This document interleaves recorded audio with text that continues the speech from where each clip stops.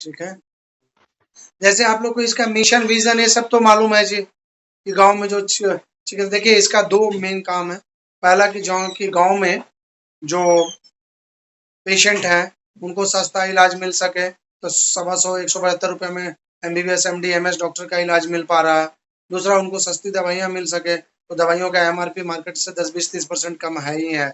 तीसरा, सस्ता जांच हो सके, एक ये। दूसरा, मतलब कि मरीज को फायदा हो। दूसरा, जो हमारे पार्टनर्स हैं उनका फायदा ये है कि आपको दवाई बेच करके पैथोलॉजी जांच में डॉक्टर से दिखा के हर चीज में फायदा है। तो एक जो इसका मकसद है कि गांव में जो ग्रामीण चिकित्सक हैं उनके आय को बढ़ाया जाए। अभी क्या है कि गांव में कोई भी छोटा मोटा बीमार पड़ता है, इन लोगों से आप लोगों से 2-4 गोली लेता है, ठीक हुआ तो हुआ, नहीं तो शहर में चल जाता है एमबीबीएस एमडी डॉक्टर से। करना इसमें ये क्या है कि उनको एमबीबीएस एमडी डॉक्टर के पास शहर में जाने का, उनके जरूरत को एकदम कम किया जाए। ठीक है। तो ये जो है, जब उनकी जरूरत को कम करने का, तो इसमें ये होगा कि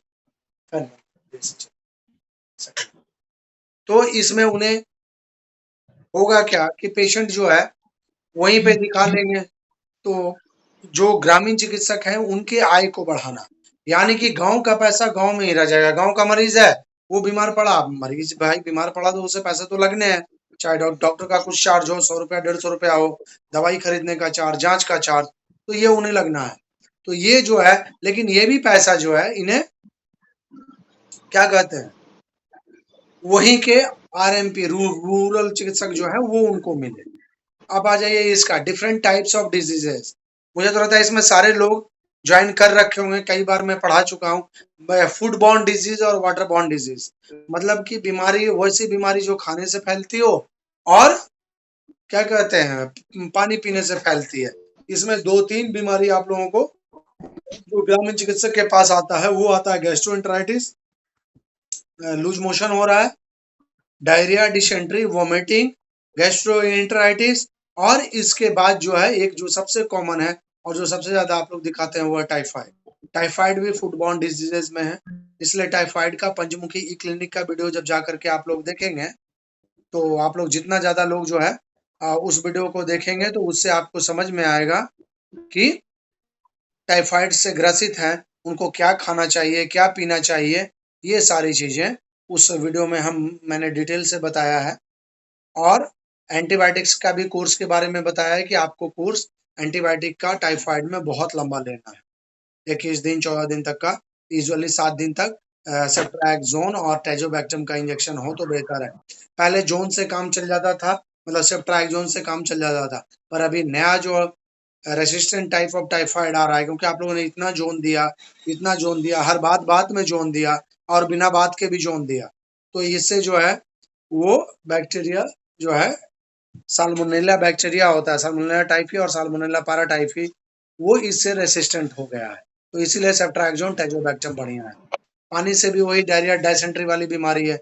एयरबॉर्न डिजीजेस में केवल 2 डिजीज मैं आप लोगों को अभी बताना चाहता हूँ, वो है ट्यूबरकुलोसिस, और एयरबॉर्न डिजीज तो नहीं कह सकते हैं प्रॉपरली इसको, कोरोना को, लेकिन ये कोरोना भी फैलता है। टीबी के बारे में बताएंगे। टीबी का एक पार्टिकुलर कोर्स होता है जो 6 महीने चलता है। कुछ जो है जिद्दी टीबी होता है, जिसको मल्टी ड्रग रेजिस्टेंट टीबी कहते हैं, वो 9 महीने का भी कोर्स होता है, जो कि बार बार इन दवाइयों से वो ठीक नहीं होता है उसके बाद। और इसके बाद जो है आपको यहाँ एक सबसे बड़ा ख्याल रखना है कि जो भी पेशेंट खांसी लेकर के आए या जो भी पेशेंट बुखार और खांसी के साथ आए, आप अपना मास्क जरूर लगाइए। क्योंकि मैं बहुत सारे ऐसे डॉक्टर को दिल्ली, पटना, इवन हमारे सीएमसी में मैं जब एमबीबीएस कर रहा था तब देखा कि उनको टीबी हो गया है। पटना में भी आईजीएमएस में 2-3 डॉक्टरों को देखा। तो आप ये नहीं समझिए कि हम और आप अमृत पी करके आए हैं। अगर मरीज, सीधी सी बात है, अगर टीबी का कोई भी लक्षण लेके आ रहा है, खांसी लेके आ रहा है, बुखार लेके आ रहा है, प्लीज अपना मास्क सही रखें, क्योंकि आप सुरक्षित रहेंगे, आप सेफ रहेंगे, तभी मरीज का सही इलाज होगा। ठीक है। अब आप लोग एयरबॉर्न डिजीज, अब आइए हेरिडेटरी डिजीज। हेरिडेटरी डिजीज ये आप लोग को बहुत कम आता है और बहुत कम तंग करता होगा, क्योंकि ये पैदाइशी बीमारी होती है और इसमें किसी बच्चे का हाथ नहीं बना होता है, किसी के पैखाने का रास्ता नहीं बना होता है, किसी का पेशाब का रास्ता नहीं बना होता है, किस तो ये बीमारियां आपके पास बहुत कम हेरिडिटरी डिजीजेज में आ रही है। फिर आइए आप जेनेटिक डिजीज और लाइफ स्टाइल डिजीज, ये आप लोगों के पास बहुत आता है, genetic disease, life style disease. देखिए आप सारे लोग मुझे छोड़ करके बाकी लोग म्यूट करके रखें। आप जितना भी 29 लोग हैं, ये 29 लोग आप म्यूट करके रखें। अच्छा, इसके पहले इन्फेक्शन था, कोई बात नहीं। Chronic disease, life style disease बता देते हैं। क्रोनिक का मतलब होता है जो लंबा चलता है। तो क्रोनिक डिजीज और लाइफ स्टाइल डिजीज में तीन तीन बीमारियां आपके पास बार बार आती होंगी। एक ब्लड प्रेशर, कोई भी बीमारी लेके आया तो ये, और अभी मैं जनरल एग्जामिनेशन में बताऊंगा कि आपको क्या क्या चीज चेक करके रखना है। उसमें बीपी एक वाइटल साइन है। तो एक ब्लड प्रेशर की बीमारी, दूसरी शुगर की बीमारी, डायबिटीज या चीनी की बीमारी कहते हैं। ये तीसरी थायराइड की बीमारी। ये क्रोनिक डिजीज और लाइफ स्टाइल डिजीजेज है जो कि आपको जरूरी मतलब है कि रोज एक आध मरीज ऐसा मिल जाना है, क्योंकि वो कोई बीमारी लेके आएगा। और कोई भी पेशेंट आपके पास आता है तो ये चीज उनको जरूर पूछे कि क्या आपको कोई हार्ट की बीमारी है, या आपको कोई बीपी की दिक्कत तो नहीं है, शुगर की दिक्कत तो नहीं है, आपको थायराइड की दिक्कत तो नहीं है। क्योंकि अगर बीपी, शुगर, थायराइड, हार्ट की बीमारी रहेगी, किडनी की बीमारी रहेगी, लीवर की बीमारी रहेगी।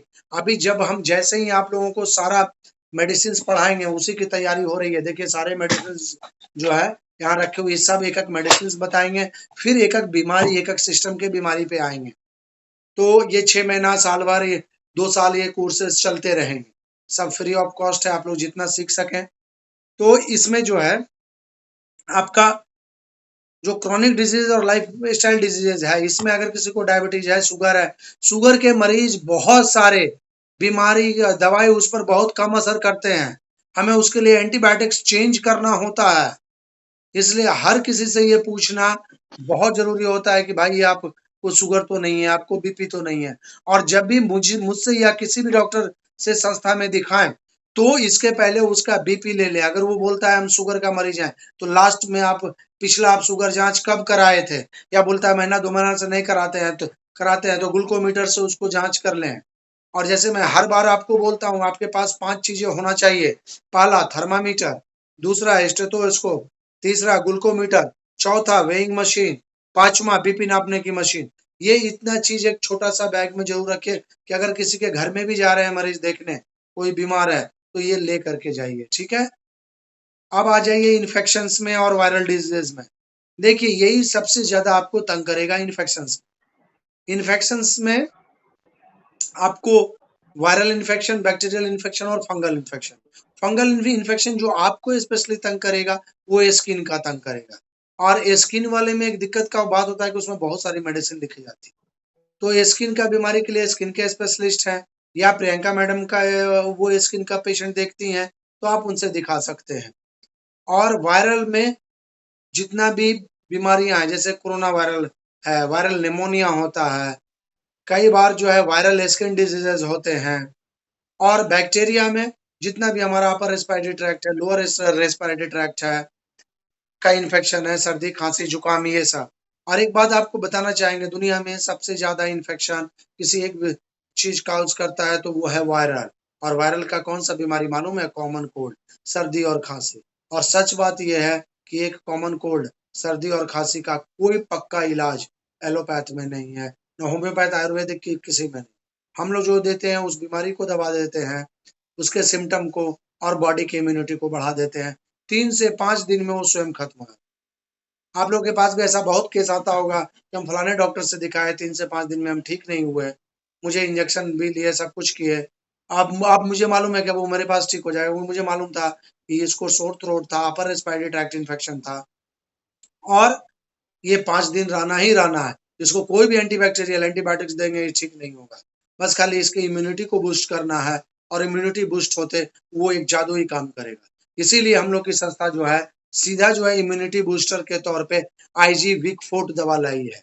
तो आईजी विक फोर्ट जो है वो जादू ही मिराकल काम करता है। इसलिए हम तो बोलते हैं हर एंटीबायोटिक, हर चीज जिसमें जोड़ रहे हैं उसको दीजिए। ठीक है, अब आ जाइए जनरल एग्जामिनेशन। अब यहाँ से प्रॉपर डॉक्टरी स्टार्ट होता है। देखिए डॉक्टरी जो है ना, आप एक मेडिकल प्रैक्टिस कई हिस्सों में बटा है। अब आइए देखिए, डॉक्टरी का कई पार्ट होता है जी। पहला पार्ट होता है हिस्ट्री टेकिंग। ये एमबीबीएस थर्ड ईयर में पढ़ाया जाता है। जैसे एमबीबीएस फर्स्ट ईयर में जब हम लोगों को सारी थ्योरी, फिजियोलॉजी, एनाटॉमी और माइक्रोबायोलॉजी, ये जब तीनों चीजें पढ़ा, माइक्रोबायोलॉजी बोल रहे हैं, बायोकेमिस्ट्री, एनाटॉमी, फिजियोलॉजी और बायोकेमिस्ट्री, ये तीनों चीजें पढ़ा दिया जाता है। हम लोग डेड बॉडी को डिसेक्शन 1 साल तक उसको काट काट के सारी चीजें देख लेते हैं, कहाँ नस हड्डी कहाँ कैसे रहता है। तो जब सेकंड ईयर में जाते हैं तो सेकंड ईयर का जो फर्स्ट ट्राइमेस्टर होता है उसको बोलते हैं थर्ड ट्राइमेस्टर, क्योंकि 2 ट्राइमेस्टर का फर्स्ट ईयर होता है, ठीक है, 2 सेमेस्टर का, सॉरी। तो थर्ड सेमेस्टर हमारा सेकंड ईयर का फर्स्ट होता है। तो वहां पर जब पहला दिन हॉस्पिटल में जाते हैं तो हमें बताया जाता है कि डॉक्टरी किया कैसे जाता है। तो डॉक्टरी किया जाता है, डॉक्टरी करने का 3 पार्ट है, ठीक है, एकदम क्लियर कट समझिए। पहला पार्ट क्या है कि हिस्ट्री टेकिंग, उसको बोलते हैं हिस्ट्री टेकिंग, मतलब उससे उसके बीमारी के बारे में पूछना। आप देखते हैं जैसे मुझे आप वीडियो कॉल करते हैं तो मैं सबसे पहले क्या पूछता हूँ, पेशेंट का नाम, उम्र, दूसरी बात है कि उसके बाद नाम, उम्र, एड्रेस पूछने के बाद हम उससे क्या पूछते हैं कि भाई आपको क्या तकलीफ है, बताइए क्या दिक्कत है। तो जो क्या दिक्कत है और वो जो कहानी सुनाता है, इसी को बोलते हैं हिस्ट्री टेकिंग। फिर वो जैसे बताते चल गया मुझे बुखार आता है, तो हम पूछते हैं कि क्या बुखार पसीना दे के आता है, या बुखार 4-6 घंटा के बाद अपने उतर जाता है, या इतना पसीना देता है कि आपका कपड़ा भीग जाता है, या बुखार आने में कपकपी है। ये जितना बात मैं बोल रहा हूँ, अगर कपकपी है, पसीना चलता है, 4-6 घंटे पे आता है, या लगातार धीरे धीरे बढ़ते जाता है, ये हमारे डायग्नोसिस को चेंज करते जा रहा है। इसमें मलेरिया, टाइफाइड, डेंगू सब है। बस खाली वो एक लाइन बोला कि नहीं डॉक्टर साहब हमको बिना पसीना दिए कंटिन्यूअस बुखार रहता है, दिमाग में डायग्नोसिस चेंज हो जाता है, समझ आते ये मलेरिया ना हो सकता, ठीक है। तो केवल जो मरीज का जो हिस्ट्री टेकिंग पहला पार्ट, मतलब उससे कहानी सुनना और उससे अपना सवाल पूछना, भाई आपको इस समय होता है, पेट में जलन होता है, खाना खाने के बाद होता है, या खाना खाने के पहले होता है, या खाना खाने के बाद आपका शांत हो जाता है। तो इसको बोलते हैं हिस्ट्री टेकिंग। ये जब हम लोग एक एक डिजीज में आएंगे 2-4-6 महीना साल भर के बाद, तो आपको एक एक बीमारी, एक एक अंग के बारे में जैसे बताएंगे, फेफड़े का इन्फेक्शन, तो इसमें हम क्या क्या हिस्ट्री में उससे पूछेंगे।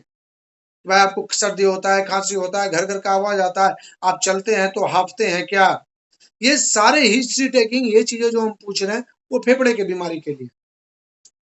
तो इसी उसको आज हिस्ट्री टेकिंग के बाद दूसरा पार्ट होता है जनरल एग्जामिनेशन। जनरल एग्जामिनेशन में इंस्पेक्शन एक पार्ट होता है, पाल्पेशन एक पार्ट होता है, परकशन एक पार्ट होता है, और ऑस्कल्टेशन एक पार्ट होता है। जनरल एग्जामिनेशन 4 तरीके का। इंस्पेक्शन, इंस्पेक्शन में जैसे हम बोलते हैं इनका हमको आंख दिखाइए, जीभ दिखाइए, हाथ दिखाइए। इंस्पेक्शन मतलब उसको इंस्पेक्ट करना, ऊपर से लेकर नीचे तक देखना। दूसरा पाल्पेशन, उसको हम छू के बोलते हैं कि इनका पेट छू के देखिए, यहाँ पे दर्द कर रहा है। पाल्पेशन मतलब छू छू के देखना, कि हमारा हाथ में यहाँ सूजन है, तो ये हम देखते हैं, कितना बार बोलते हैं ना कि आप इसको छू के देखिए तो जो सूजन है यहाँ पे घाव की तरह लग रहा है, वो गर्म है क्या, या उसको दबाने पे दर्द हो रहा है क्या, उसको पाल्पेशन बोलते हैं। परकशन बोलते हैं जो पेट में हम लोग ऐसे एक उंगली रखते हैं और दूसरे उंगली से ठोकते हैं, इससे हम लोग को साउंड के डिफरेंस से पता चल जाता है कि लीवर कहाँ तक आया है, किडनी कहाँ तक आया है, कोई अंग बड़ा है कि नहीं। आजकल ये तो बहुत इजीली अल्ट्रासाउंड से पता चल जाता है कि पेटोमेगाली है नहीं। और चौथा ऑस्कल्टेशन होता है जो कान में हम लगा के करते हैं। अब आइए जनरल एग्जामिनेशन पे। जो हम जनरल एग्जामिनेशन है का ये 4 मेथड हो गया, पर उस जनरल एग्जामिनेशन में क्या क्या देखते हैं आंख और जीभ में, ये बहुत इंपॉर्टेंट है। अब आ जाइए आंख में, देखते होंगे हमारे मरीज को बोलते हैं आंख दिखाइए। आंख में पैलर और इक्टेरस देख सकते हैं। पैलर मतलब खून की मात्रा, और इक्टेरस मतलब उसके लीवर का कंडीशन, जॉन्डिस है कि नहीं। दो चीजें, पहला हम पैलर देखें कि कितना खून है। देखिए आंख जो है ना, वो शरीर का ना एक खिड़की है। आंख दिल का झरोका है कि नहीं मालूम नहीं, लेकिन दिल की खिड़की हो ना हो, पर यह सेहत की खिड़की जरूर है। तो इसमें हम खून की मात्रा देखते हैं, और खून की मात्रा बहुत चीजें डिसाइड करती है। किसी के शरीर में बहुत खून कम है, एंटीबायोटिक और सारा चीज हम लोग देते थक जाएंगे, उसमें असर कम होगा क्योंकि उसकी इम्यूनिटी कम है। वैसा ही इक्टेरस, इक्टेरस मतलब लीवर, लीवर को ही जिगर कहते हैं, लीवर को ही। और ये जिगर जो है ना, ये बहुत इंपॉर्टेंट चीज है। हम लोग वो हिंदी भाषा में बोलते हैं ना, उसके पास जिगर ही नहीं है। मतलब जिगर एक ताकत का प्रतीक है, क्योंकि वो पूरे शरीर का पावर हाउस कहा जाता है। तो जिगर जो है, अगर लीवर कमजोर है तब भी उसका ये नहीं होगा। जॉन्डिस है कि नहीं, ये हमें आंख में पता चलता है। हाइड्रेशन, हाइड्रेशन हम देखते हैं कि आंख में उसका कितना पानी है। वो आंख में पानी मतलब लाज शर्म वाला नहीं, जैसे हिंदी में हम लोग बोलते हैं कि इसके आंख में तो पानी ही नहीं है, वो वाला पानी नहीं भाई। आंख में पानी मतलब इसमें फ्लूइड अभी इसके बॉडी में कैसा हाइड्रेशन की क्या है कंडीशन है, क्योंकि जैसा हम लोग सब जानते हैं 70% हमारे शरीर पानी से ही बना हुआ है। मतलब अगर आप हम कोई 70 किलो का है, मतलब 50 किलो हम में आप में पानी है। तो ये हाइड्रेशन हम आंखों में देखते हैं कि कितना हाइड्रेशन है जो है आंखों में। इनका पानी का क्या कंडीशन है, क्या इनको लूज मोशन ये सब होने से आंख धसा हुआ है, आंख सूखा लग रहा है, इनको तुरंत पानी चढ़ाने की जरूरत है या नहीं। दूसरा पेरी और वाइटल इडिमा देखते हैं, मतलब आंख का चारों तरफ फूला है कि नहीं। पेरी और वाइटल इडिमा में भी हम लोग एक हिस्ट्री पूछते हैं, एक चीज उससे पूछते हैं कि इसको सुबह उठ सो के उठते हैं तो चेहरा फुला हुआ लगता है, आंख के चारों तरफ फुला हुआ लगता है। ये एक बात उसका हाँ ना कहना हमें बहुत चीजें बताती है। अगर किसी को पेरी और वाइटल इडिमा है, आंख के चारों तरफ फूला है, तो उसकी किडनी खराब हो सकती है, उसकी लीवर खराब हो सकती है। समझे, आंख पे चारों तरफ पूरे शरीर में पानी हार्ट के खराबी के कारण भी होता है। लेकिन अगर पेरी और वाइटल इडिमा है तो ज्यादा चांसेस है कि उसकी लीवर और किडनी किडनी में इश्यूज होगा। आंख के चारों तरफ बहुत सूजन है, ये है, तो या तो वो ओवरवेट हो सकता है या उसका थायराइड की दिक्कत हो सकती है, थायराइड के कारण वो फूल गया है। इसलिए पेरी और वाइटल इडिमा बहुत ही जरूरी होता है, ये देखना है। तो आपको भले लगता है कि सर को हम केवल बोले सर आंख दिखाइए, सर को बस एक बार ऐसे ऐसे कर दिए। हम लोगों को इतना मरीज देखते देखते दिमाग इतना ट्रेंड हो गया रहता है, एक ही मिनट में हम पहला रिक्टर्स hydration, not a minute, within 3 और 4 सेकंड, जितना देर में आप 1 2 3 4 गिनिएगा ना, उतना देर में हम पहला रिक्टर्स हाइड्रेशन पेरी और वाइटल सब देख लेते हैं। फिर आंखों का एक डिफरेंट कंडीशन होता है, वो कंडीशन में किसी की आंख में हमको पीला दाना दिख रहा है तो हमें लगता है इसका कोलेस्ट्रॉल बढ़ा हो सकता है, सफेद दाना दिख रहा है। आंख का कंडीशन अगर हम कुछ भी देखें कि इनका आंख बहुत लाल है, समझे, अब ये इतना आई कंजस्टेड क्यों है, उसको कंजेशन ऑफ आई बोलते हैं। बहुत सारा वायरल फीवर में होता है, सीवियर वायरल फीवर में आई कंजेशन आता है, आंख एकदम लाल दिखेगा, पेशेंट बहुत टॉक्सिक लुक देगा, बहुत बीमार का लुक देगा। तो एक केवल आंख देखने से ना हम उनका लीवर किडनी हार्ट बोले ना पूरा वो सेहत का झरोखा है। दूसरा ये था बल्जिंग ऑफ आइज, किसी का आंख अगर बाहर निकला हुआ है ऐसे, अब वो किसी को ब्रेन में चोट लगा है, उसका आंख हमको बहुत बल्जेस दिख रहा है, तो और एकदम पेशेंट बेहोश टाइप है ये वो, तो लगेगा कि उसका जो ब्रेन में चोट लगा हुआ है, इसका मतलब अंदर हेमरेज हो रहा है। इंट्राक्रेनियल टेंशन, खोपड़ी एक बंद बक्सा है, और इस बंद बक्सा में अंदर अगर खून बहने लगेगा तो क्या होगा, तो ये होगा कि वो उससे आंख को आगे ढकेलना शुरू करे। ठीक है, आंख को आगे ढकेलना। अच्छा, पेरी और बल्जिंग ऑफ आईज, हो सकता है उसके आंख के पीछे कहीं ट्यूमर हो रेटिना में, या कोई ब्रेन ट्यूमर हो जो उसको ढकेल रहा हो, या उस टाइम का कोई ब्लीडिंग हो। केवल उसका आंख देखने से हमें पता चल जाता है कि ब्रेन का इंजरी कितना हो सकता है, कितना जल्दी इसको सिटी स्कैन के लिए भेजें, इसका पिपल डायलेट कर रहा है या कंस्ट्रिक्ट कर रहा है कि नहीं। वही है आगे पिपुलरी मूवमेंट में, प्यूपिलरी मूवमेंट जो है हम टॉर्च से ऐसे करके देखते हैं कि आंख कॉन्ट्रैक्ट किया या डायलेट किया। तो ये जो प्यूपिलरी मूवमेंट है, ये प्यूपिलरी मूवमेंट कई तरह का, पीपल डायलेटेड रहता है जहर खा लेने में, कई लोगों को ब्रेन इंजरी में। तो केवल आंख ऐसे खुल रहा है बंद हो रहा है कि नहीं, इससे हम लोग को बहुत चीजें पता चलती है। और डेथ का साइन आज हम बताएंगे, हर बार कोर्स में बताते हैं, फर्स्ट कोर्स 1 में ही, कि अगर किसी व्यक्ति को हम कब डेथ डिक्लेयर करेंगे। नहीं तो आप लोग रोज कहानी सुनते होंगे कि उसको ले गया और वो जलने से पहले उठ के बैठ गया, लोग उसको कंधा पे लेके जा रहा था डेड बॉडी को, और वो उठ के बैठ गया, जिंदा हो गया। एक्चुअली ये था कि वो मरा ही नहीं था, उसका डेथ का डायग्नोसिस ही गलत था। अब आ जाइए आंख के बाद टंग का एग्जामिनेशन। टंग में भी पैलेट देखते हैं। देखिए किसी का जीभ ना बहुत सारा चीज है, और जीभ केवल इस क्या है कि जीभ देखने से, अगर किसी का जीभ टंग बहुत गंदा है, बहुत सारी बीमारियों में टंग कोटेड टंग आता है, कई वायरल फीवर्स में, कई क्रोनिक डिजीज में, तो उसका टंग का कोटिंग देख के लग जाता है कि ये बंदा पुराना बीमार है, इसको आईजी विक फोर्ट, विटामिन जी प्लस इम्यूनिटी बूस्टर का बहुत जरूरत है।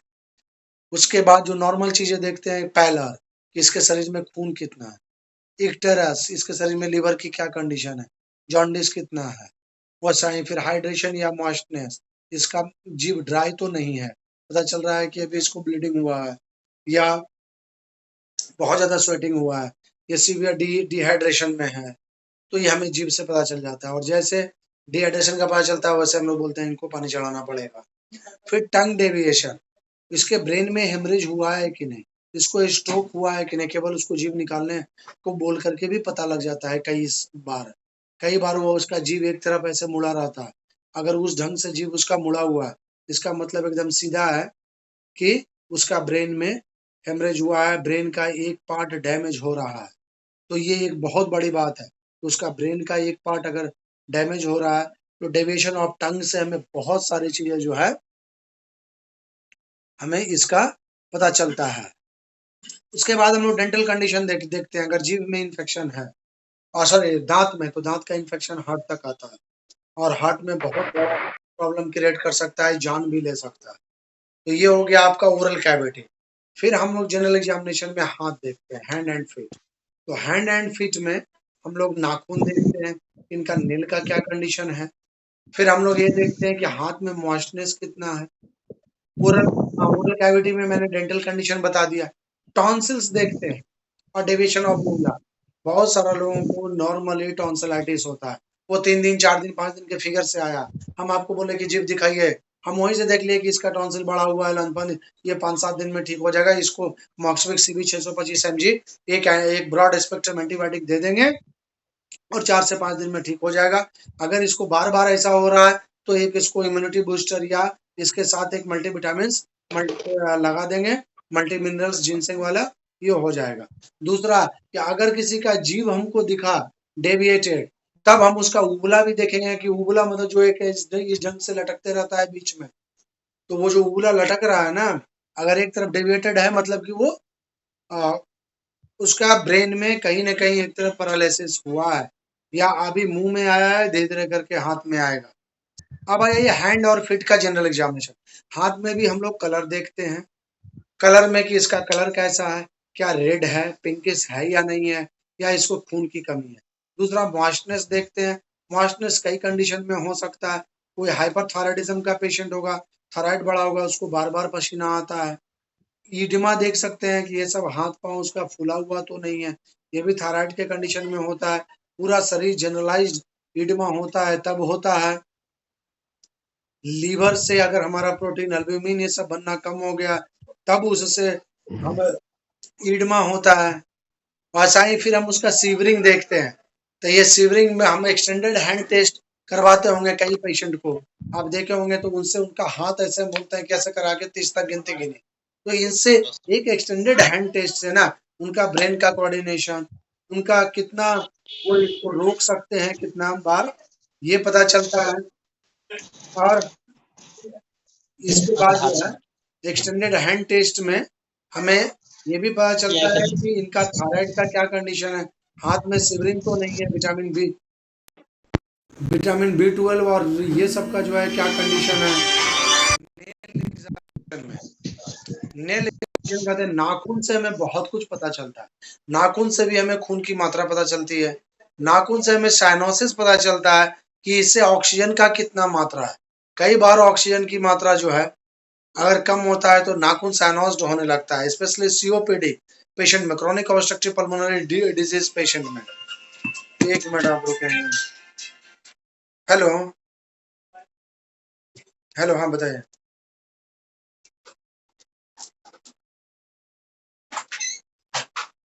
हाँ बहुत सारा है पर, हाँ बहुत सारा, लेकिन हम अभी इसमें हेलो जल्दी सर इस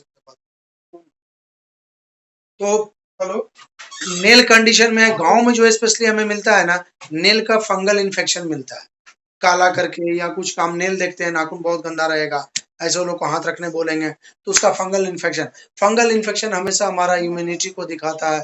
अगर हमारा इम्यूनिटी कमजोर है तो, अगर हमारा इम्यूनिटी अगर वीक है तो हमें फंगल इन्फेक्शन से ये दिखाता है।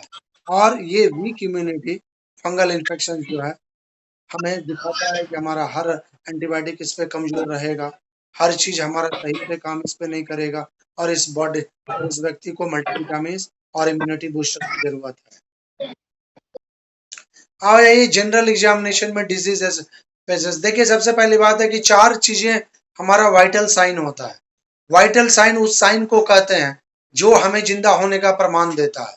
किसी के जिंदा होने का जो साइन है उसको वाइटल साइंस कहते हैं। हम इसे हिस्ट्री टेकिंग के बाद वाइटल साइंस नोट करते हैं। उसमें हार्ट रेट, किसी का दिल धड़क रहा है तभी वो जिंदा है। ब्लड प्रेशर, कि उसके नसों में खून जो है ब्लड वेसल्स में कितना प्रेशर में है। तीसरा रेस्पिरेटरी सांस साइन, मतलब वो सांस ले रहा है। और चौथा उसके शरीर को टेम्परेचर, क्योंकि अब एक एक चीज को हम लोग बताएंगे टेम्परेचर। और अभी पांचवा है SpO2, कोरोना के बाद जुड़ा है। इसको वाइटल साइंस तो नहीं कह सकते हैं, लेकिन हम लोग इसको मॉनिटर करते हैं एज अ वाइटल साइंस की तरह। अब blood pressure, normal blood pressure 120/80 होता है, ठीक है, 120/80। लेकिन ये एक तो वैल्यू है, लेकिन इसका एक नॉर्मल रेंज होता है। जैसे सिस्टोलिक ब्लड प्रेशर 90 से लेकर 140 होता है। अगर 90 तक किसी का ब्लड प्रेशर है तो हम ये नहीं कह सकते इसको कि इसका ब्लड प्रेशर कम है या हाइपोटेंशन में है। हाइपोटेंशन का मतलब होता है कि जिस कि ब्लड प्रेशर जिसमें कम आए। हाइपरटेंशन का मतलब होता है जिसमें ब्लड प्रेशर ज्यादा ब्लड प्रेशर के कंडीशन को हाइपरटेंशन या बीपी की बीमारी कहते हैं। कम ब्लड प्रेशर के कंडीशन को हाइपोटेंशन कहते हैं। उसके बाद तो 90 से लेके 140, कॉफी में 90 से लेकर 140 जो है ये सिस्टोलिक ब्लड प्रेशर है। जैसे ब्लड प्रेशर हम लिखते होंगे एक पहले 120/40, तो 120 जो ऊपर वाला बीपी है उसको सिस्टोलिक ब्लड प्रेशर कहते हैं, नीचे वाले को डायस्टोलिक। डायस्टोलिक का रेंज होता है 60 to 90, यानी कि अगर 60 है कोई है किसी का डायस्टोलिक नीचे वाला, तब भी वो हाइपोटेंशन नहीं है, 60 से कम है तब। यानी कि 90/60 बीपी आपको गांव में अधिकांश औरतों को मिलेगा। कारण क्यों है? क्योंकि उनके शरीर में खून की कमी है, न्यूट्रिशन की कमी है। मतलब इतना कैल्शियम विटामिन सी इतनी की कमी है कि मत पूछिए। आप उनके दवाइयों के साथ अगर ये सब चीज लिखेंगे तो संख्या 10 से 12 पार कर जाएगी दवाइयों का, और संस्था बोलती है कम से कम दवाइयां लिखें। तो अब बीपी हो गया। पल्स रेट और हार्ट रेट एक ही होता है, याद रखिएगा। पल्स रेट उसको बोलते हैं, हार्ट रेट जो यहाँ पर हम देखें दिल धड़क रहा है, और यहाँ के अलावा किसी भी आर्टरी में अगर हम एक धड़कन महसूस करते हैं तो उसको पल्स रेट कहते हैं। पल्स रेट का नॉर्मल रेंज 60 से 90 है, और 60 से अगर किसी को कम है तो उसको ब्रैडीकार्डिया कहते हैं। ब्रैडी मतलब बुरा है, ब्रैडीकार्डिया मतलब कम है, और टैकीकार्डिया मतलब ज्यादा है। तो अगर किसी का भी जो है टैकीकार्डिया जो है बोलते हैं जब हार्ट रेट 90 से ऊपर। हार्ट रेट या पल्स रेट में आपको एक एक बात बताएंगे कि याद रखिए हमेशा कि हम लोग अगर किसी चीज को इलाज करते हैं तो किसी को भी सबसे पहला होता है क्या ना, कि हमें कॉमन चीजें पहले सोचनी चाहिए। अब कॉमन चीजें पहले सोचना है का मतलब क्या होता है कि अगर कोई आदमी आया और उसका हार्ट रेट मुझे 110 120 दिख रहा है, तो ऐसा नहीं है कि उसको हार्ट की कोई बीमारी। 3-4 चीजें हैं कॉमनली जिसमें कि हार्ट रेट बढ़ जाता है, और वो आम फेनोमेना है। सबसे पहले अगर कोई आदमी पैदल चल के आया है, भाग भाग के दौड़ दौड़ के हमारे पास आया, जाहिर सी बात है उसका हार्ट रेट बढ़ा होगा। या वो थोड़ा सा डरा हुआ है, नर्वस है, डॉक्टर के सामने आया है पहली बार, तो उसको बोलते हैं व्हाइट कोट सिंड्रोम, क्योंकि डॉक्टर हम लोग व्हाइट कोट पहनते हैं। तो व्हाइट कोट सिंड्रोम जो है ये होता है क्या कि आप डॉक्टर के सामने गए, गांव का है, कम पढ़ा लिखा आदमी, नर्वसनेस, तो नर्वसनेस, एंग्जाइटी, ये सब भी बीपी को बढ़ाता है। उसे सॉरी बीपी को तो बढ़ाता ही है, साथ में हार्ट रेट को बढ़ाता है। और तीसरा है क्या, पेन। अगर कोई आदमी दर्द में है, चाहे वो दर्द फिजिकल दर्द हो या मानसिक दर्द हो, मानसिक दर्द भी बहुत बड़ा बात होता है। आपको कोई गाली दे दिया, आपका कोई काम नहीं हो रहा, आपको कहीं पैसे का नुकसान हो गया, आप मानसिक तनाव में, ये भी एक दर्द है, इसका भी इलाज होता है। तो मानसिक तनाव हो या कोई भी पेन हो, शरीर में किसी को दर्द है कहीं भी, तो उसका हार्ट रेट और बीपी दोनों बढ़ा रहा है। इसलिए थोड़ा सा बीपी और हार्ट रेट बढ़ा रहा है तो तुरंत जंप करके उसको इलाज नहीं शुरू किया जाता है। बीपी के बारे में ऐसा है कि ब्लड प्रेशर के बारे में कहा जाता है कि आप हर बार 2 रीडिंग लीजिए, और दोनों रीडिंग 5-5 10-10 मिनट के अंतराल पर। और अगर कि पहली बार किसी को आप ब्लड प्रेशर की दवा अगर स्टार्ट कर रहे हैं तो वो आप 3 दिन तक कंटिन्यूअस, आज लीजिए, कल लीजिए, परसों लीजिए, 3 बार बीपी का जो है रिकॉर्डिंग लीजिए, तब दवाई स्टार्ट कीजिए। और ये सब चीजें आप लोग में से कुछ आदमी लिखते भी जाइए, इसलिए क्योंकि जिन्हें सीखना है, क्योंकि अभी जो मैं बात बोल रहा हूँ ना, ये सब एमबीबीएस के टॉप कोर्सेज में पढ़ाए जाते हैं कि हम बीपी 2 बार नापते हैं। समझे क्या रीजन है टैकीकार्डिया का, सीधा बोलेगा कि tell me the reason of the tachycardia, मतलब कि दिल ज्यादा धड़कने का, हार्ट रेट ज्यादा होने का क्या रीजन है।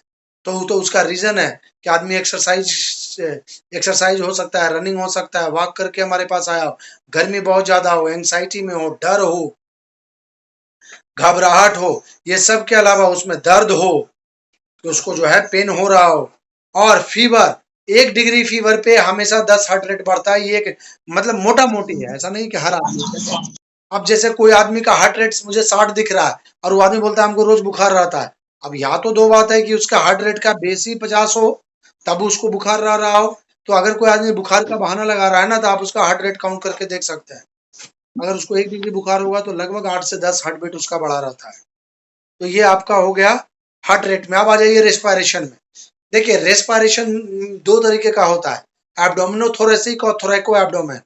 एब्डोमिनोथोरेसिक बोलते हैं जिसमें पेट बाहर जाता है, और पहले पेट बाहर जाएगा सीना अंदर आएगा, और थोरैको एब्डोमेन कहते हैं जिसमें सीना बाहर जाता है।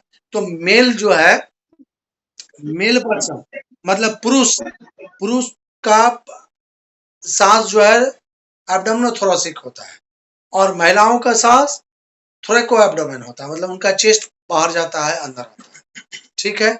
और रेस्पिरेटरी रेट एक एडल्ट का 12 से 18 तक नॉर्मल होता है।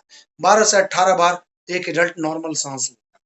रेस्पिरेटरी रेट हमें कई चीजों को दिखाता है कि अगर उसमें इन्फेक्शन होगा, फीवर होगा, सब में सांस की गति बढ़ेगी। ठीक है। दूसरा एसपीओ2। एसपीओ2 परसेंटेज में दिखाया जाता है। एसपीओ2 का मतलब होता है saturation of partial pressure of oxygen जो है एसपीओ2। ठीक है। मतलब कितना जो है सैचुरेशन, ये पार्शियल प्रेशर है ऑक्सीजन का हमारे आर्टरी में। तो एसपीओ2 मैक्सिमम 100 हो सकता है। इसका रेंज नॉर्मल होने का 90 से 100 है।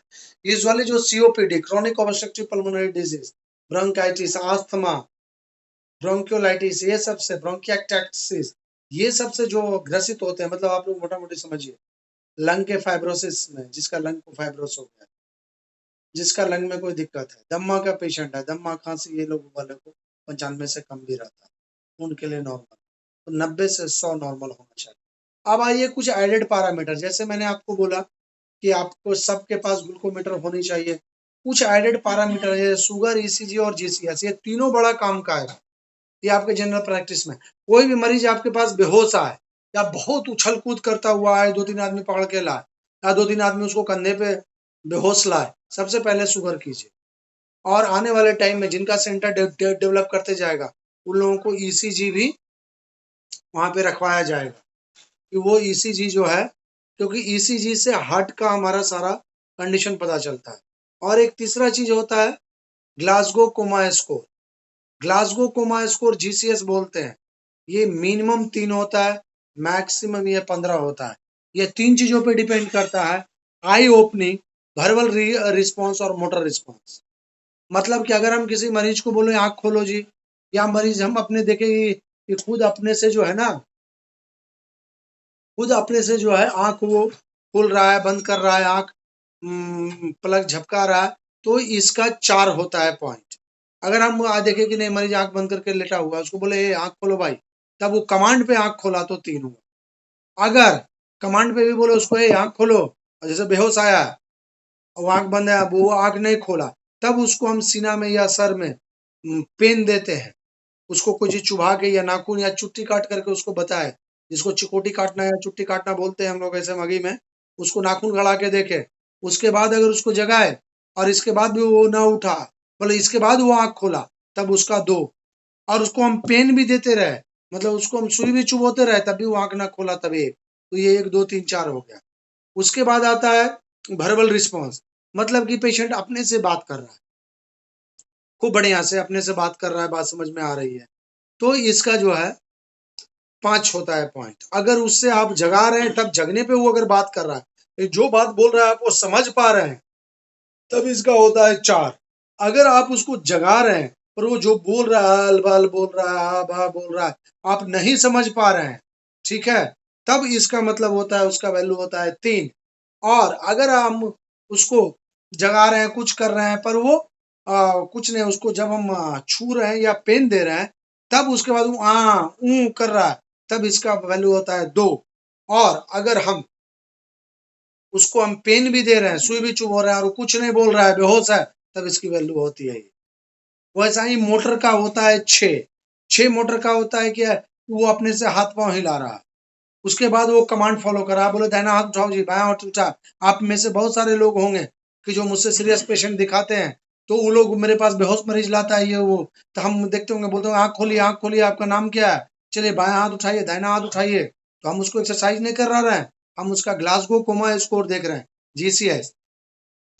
अगर हम उसको जो है जीसीएस अगर हम उसका देख रहे हैं, तो अगर हम उसको, अब अपने से वो हाथ पांव हिला रहा है, 6 है। तो हमारे बोलने पे हाथ पांव उठा रहा है, तो 5 है। अगर हम उसको जो है हमारे बोलने पे वो हाथ पांव नहीं उठा रहा, लेकिन जैसे हम उसको सुई चुबो रहे हैं, चुट्टी काट रहे हैं, तो वो अपना हाथ पांव खींच ले रहा है, हटा ले रहा है, तब इसका जो है 4 हो गया। अगर अब उसका हाथ पांव में हम पेन दे रहे हैं ये वो, और उसके बाद उस पेन के बाद ही वो हटा पा रहा है, तब ये हो गया 3। अगर उसको हम कितना भी पेन दे रहे हैं, कुछ कर रहे हैं, और वो एक फ्लेक्शन में जा रहा है, ऐसा फ्लैक्स हो जा रहा है, तब ये हुआ उसका 2। और उसको पेन दे रहे हैं, कुछ भी कर रहे हैं, वैसे मुर्दा की तरह लेटा हुआ है, तब इसका मतलब है ये। इसको ग्लासगो कोमा स्कोर जो है बढ़िया से पढ़िएगा।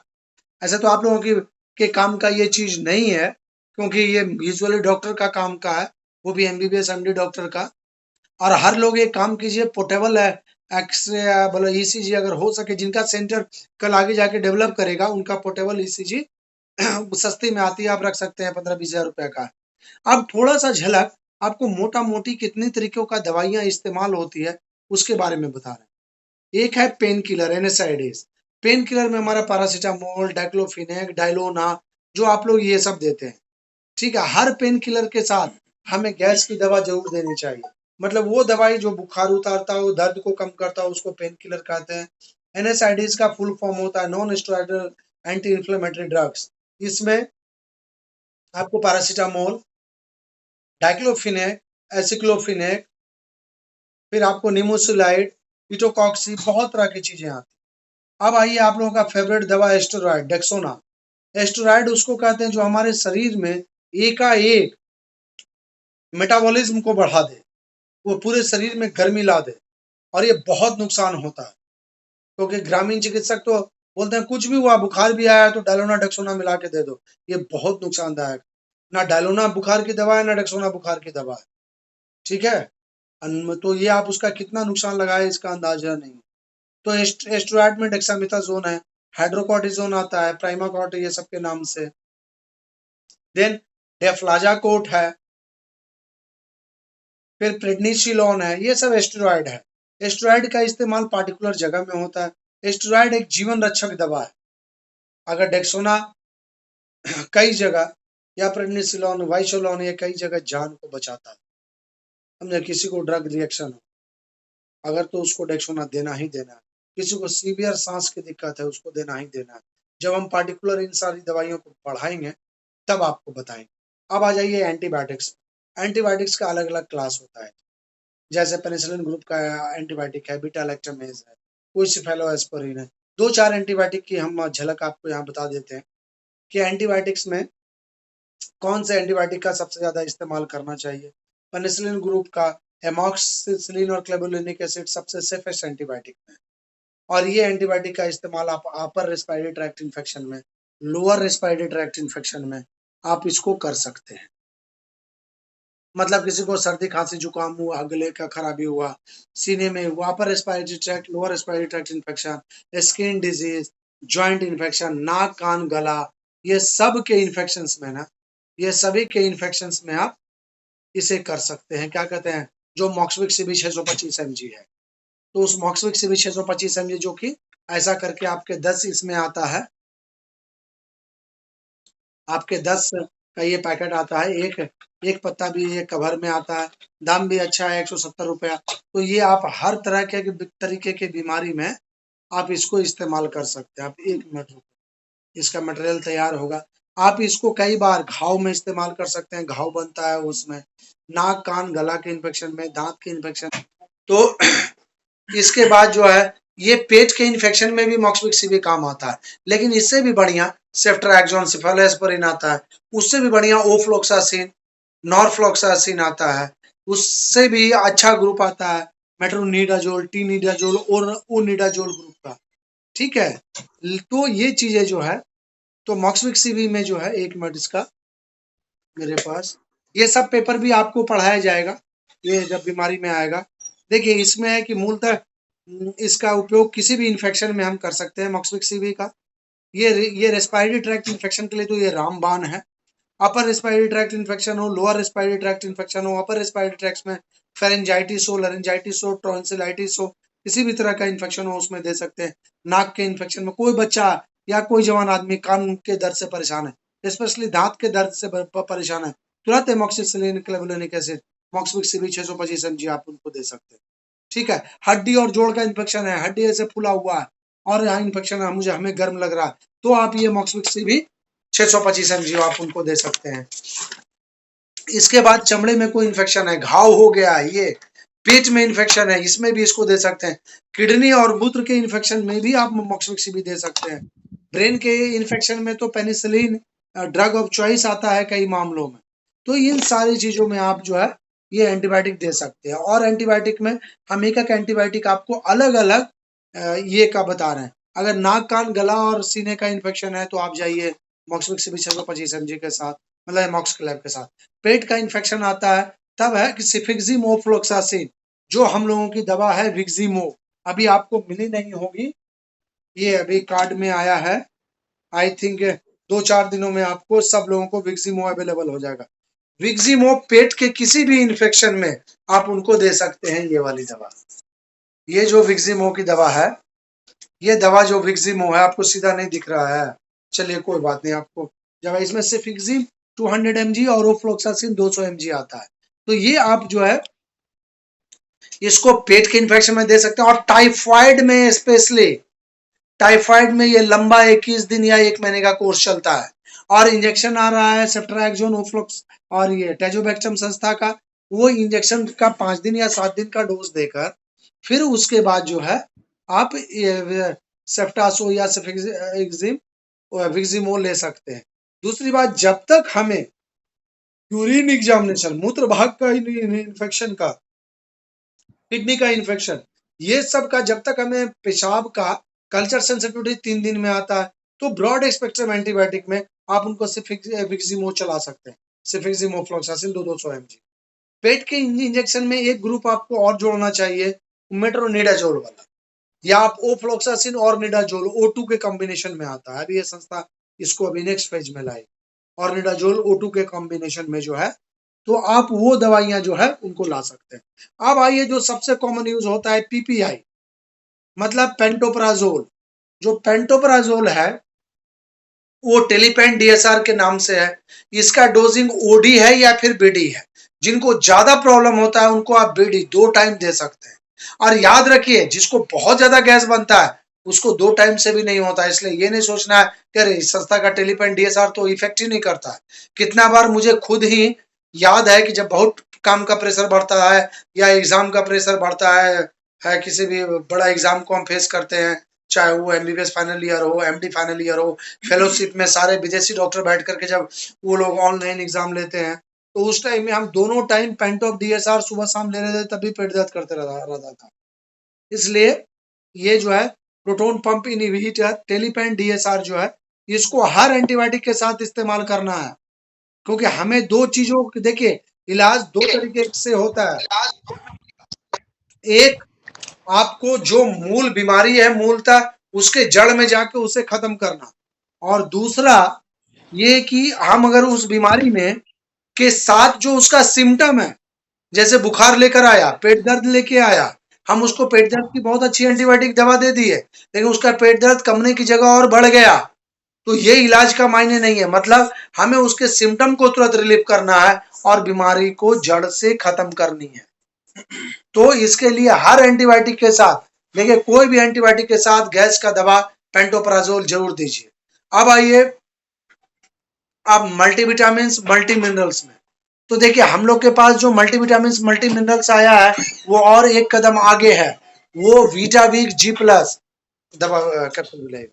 ये वीटावीक G+ जो है, इसमें जिनसेंग है, और जिनसेंग जो है ना पूरे शरीर में बहुत ताकत देता है। और ये जिनसेंग, इसमें 42.5 मिलीग्राम हर कैप्सूल में जिनसेंग है, वो भी रेड जिनसेंग। ये मर्दाना ताकत को बढ़ाता है जी, पूरे शरीर में ये पूरे शरीर के जितना भी मेटाबॉलिज्म है ये सबको एक्टिवेट करता है। तो मल्टीविटामिन जो है वो बहुत जरूरी है आज के डेट में हर लोगों को देना, क्योंकि खान पान में इतना ज्यादा हम लोग केमिकल वाला खाना, खाद पानी वाला खाना खाते हैं, ऑर्गेनिक खाना तो मिल नहीं रहा है। इतना पॉल्यूशन है जो हमारे इसको बहुत कस करके कम कर चुका है, क्या कहते हैं, इम्यूनिटी को। और इसमें मल्टीविटामिन है, मल्टी मिनरल्स है, एंटीऑक्सीडेंट है। इसमें जो इसको हर मरीज को जो अफोर्ड कर सके, एक सबसे बड़ी बात हमारी गांव में जो चैलेंजेस है वो है अफोर्डेबिलिटी की, कि उनके पास पैसा हो।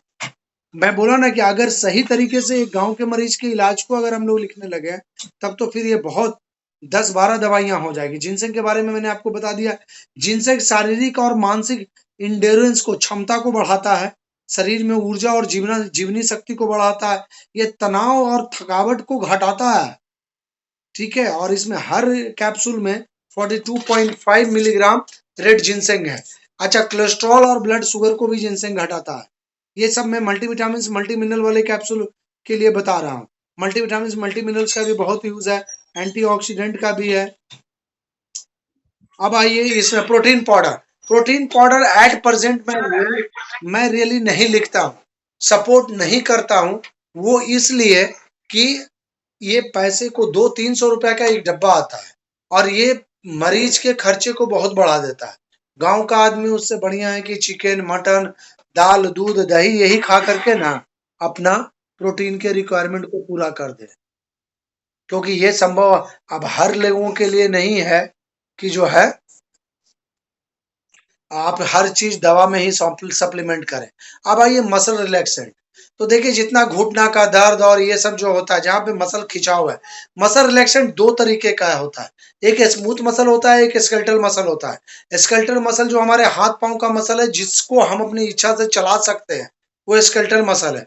उसके लिए ड्रग जितना आता है, जैसे फ्लेक्सोन एमआर है, नुकोक्सिया एमआर है, जितना इटोकॉक्स एमआर है, ये सारी दवाइयों का इस्तेमाल हम जॉइंट पेन या किसी का हाथ पांव में खिंचाव आ गया, गर्दन में खिंचाव आ गया, उसमें करते हैं। और एक स्मूथ मसल रिलैक्सेशन जो पेट में होता है, जो एंटी एस्पाज्मोटिक होता है, जो डाइसाइक्लोमीन देते हैं, जिसमें आपको साइक्लोपाइन इंजेक्शन है, मेफ्टाल स्पास है, महा स्पास है, सुपर स्पास है, ठीक है। ये सब हमारे पेट के स्मूथ मसल को जो क्रैम्पिंग लाता है उसको कम करते हैं। अब अगला आइए जल्दी से, एंटी हाइपरटेंसिव। एंटी हाइपरटेंसिव मतलब कि जो बीपी को कम करता है। एंटी हाइपरटेंसिव में बहुत सारे ग्रुप है, जैसे कैल्शियम चैनल ब्लॉकर है, निफेडिपिन और एम्लोडिपिन। आप लोग जो सबसे ज्यादा एम्लोडिपिन का इस्तेमाल करते हैं, सबको देखते हैं कि क्या लिखते हैं आप लोग, एम्लोकाइन 80। चाहे एम्लोकाइन 5 mg ले रहा है, उसका साइड इफेक्ट है। जितना ग्रुप का है समझे, वो सब अलग अलग मरीज को सूट करता है। मतलब डायबिटीज वाला मरीज को अलग सूट करेगा, किसी को अस्थमा है वो अलग सूट करेगा, कोई जवान मरीज है उसको अलग सूट करेगा, कोई 60 साल का मरीज है उसको अलग एंटी हाइपरटेंसिव देंगे। सबको एक ही एंटी हाइपरटेंसिव नहीं दिया जाता है, क्योंकि जितना एम्लोडिपिन वाला मरीज आता है, एम्लोकाइन 80 वाला, सबका पैर में सूजन हुआ रहता है, चाहे थोड़ा रहे या ज्यादा रहे। तो अब इसका जो ग्रुप है वो मोटा मोटी आपको बता देते हैं, नोट डाउन जल्दी करना चाहे तो। एंटी हाइपरटेंसिव में एक तो आपको कैल्शियम चैनल ब्लॉकर हो गया, एम्लोडिपिन, निफेडिपिन। निफेडिपिन में नोकार्डिया आता है, डेपिन आता है, जो जीभ के नीचे देते हैं, वो जरूरी है घटाना। उसके बाद एम्लोडिपिन, निफेडिपिन, ये दोनों चीज जो है कैल्शियम चैनल ब्लॉकर में आ गया। इसके बाद आता है 81 एंटागोनिस्ट, फिर आता है AC inhibitor, calcium channel blocker, तो आ गया सीसीबी, बीटा ब्लॉकर, प्रोपेनालॉल, मिटोप्रोलॉल, इस्मोलॉल, ये सब जो है बीटा ब्लॉकर है। अल्फा ब्लॉकर, प्राजोप्रेसिन, जो प्राजोसिन आता है, ये अल्फा ब्लॉकर है। तीसरा ग्रुप, चौथा ग्रुप आपको बताए AC inhibitor, acetyl choline storage inhibitor आता है, जिसमें रेमिप्रेस, इनालाप्रिल, रेमिप्रिल, ये ड्रग आता है। फिर उसके बाद आपको एटिनिलॉल, और ये जैसे आपका डायूरेटिक्स है, डायूरेटिक्स में लैसिक्स इस्तेमाल करते हैं, और उससे भी ज्यादा हाइड्रोक्लोरोथायाजाइड, जो टेलमिसार्टेन, कैंडिसार्टेन, आर्बिसार्टेन, जो टेल्मा एच, टेलीवास एच जो मैं लिखता हूं, तो टेलमिसार्टेन, कैंडिसार्टेन, आर्बिसार्टेन ये सब 81 एंटागोनिस्ट ग्रुप में है और उसके साथ हाइड्रोक्लोरोथाइजाइड डाययूरेटिक्स का कॉम्बिनेशन आता है। तो एंटी हाइपरटेंसिव में आपको मोटा मोटी जानना है, हर मरीज को अलग अलग पढ़ना चाहिए, हर एज ग्रुप को अलग अलग पढ़ना चाहिए, 5, 7, 8, 10 इसमें मेन ग्रुप है। अब आइए anti diabetic drug.